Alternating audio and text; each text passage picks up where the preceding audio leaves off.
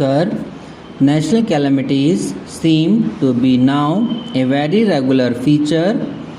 This year, there are several states which are seriously affected by drought.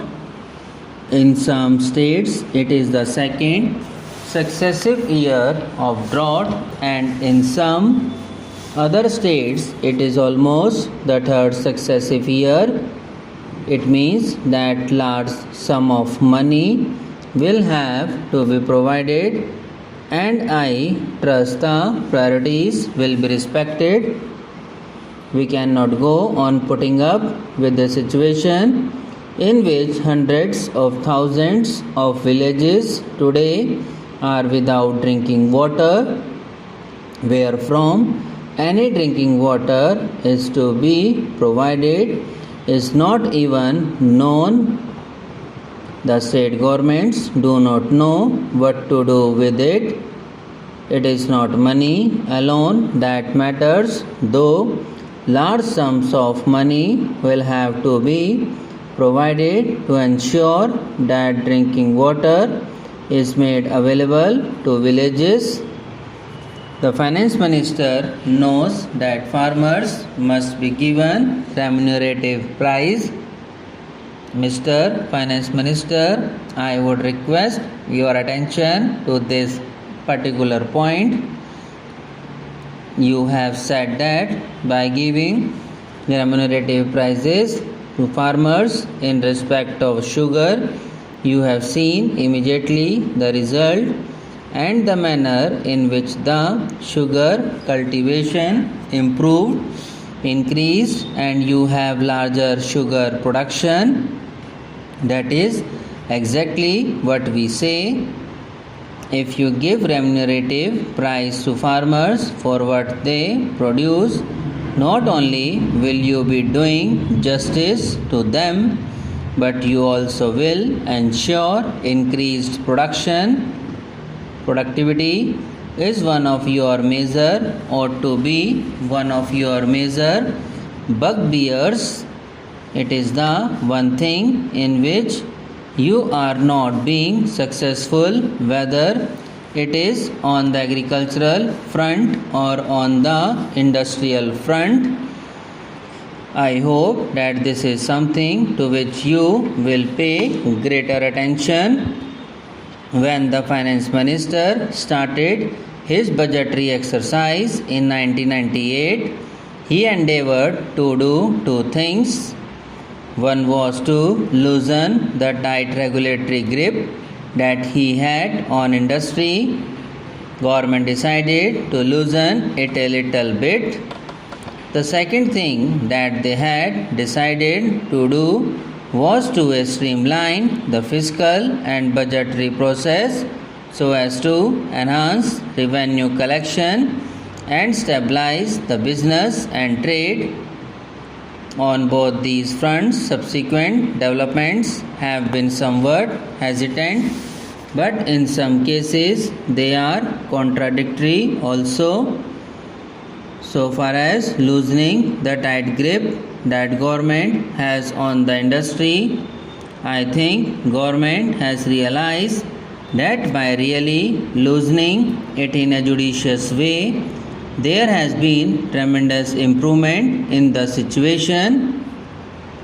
Why that process has stopped, I don't know, but I would recommend to the finance minister that loosening of the control in a selective way is a highly desirable process, and to continue it if you want to ensure that productivity increases.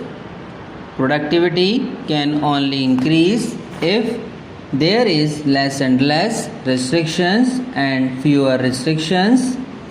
Even more than that, please note that what is not yet changed is the delay that takes place in decision making. The delay in decision making has a disastrous effect in many ways. I would say that unless the finance minister, or rather the entire government, makes a decisive and determined effort in this direction, they will find that many of their good policy decisions may also not produce the desired results.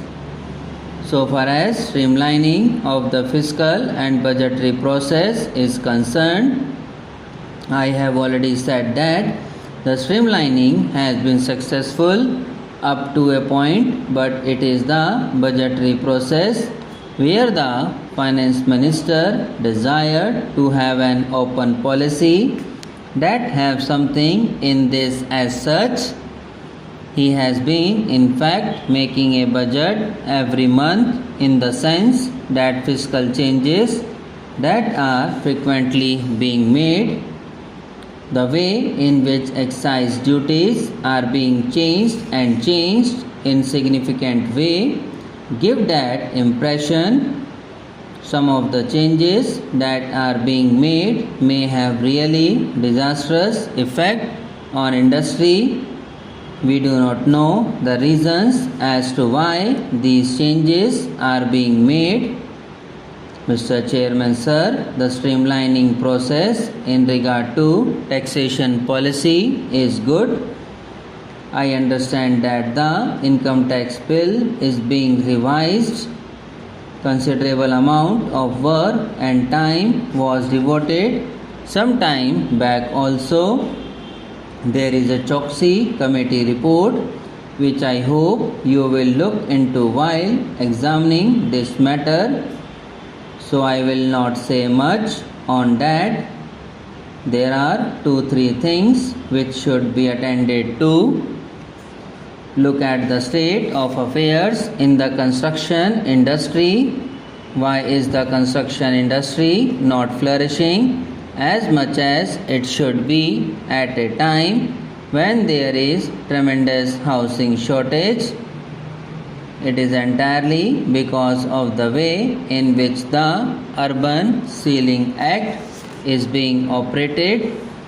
I think it is time that the government seriously re-examine that act with the view not to defeat the main objective of the Urban Ceiling Act, but with the view ensuring that it does not become a throttle in the construction activity so as to become incapable of reducing the housing shortage, which is very serious. Not only there is housing shortage in the urban areas, but even in rural areas there is tremendous shortage of housing which need very urgent attention. Subscribe now and press the bell icon. Never miss an update.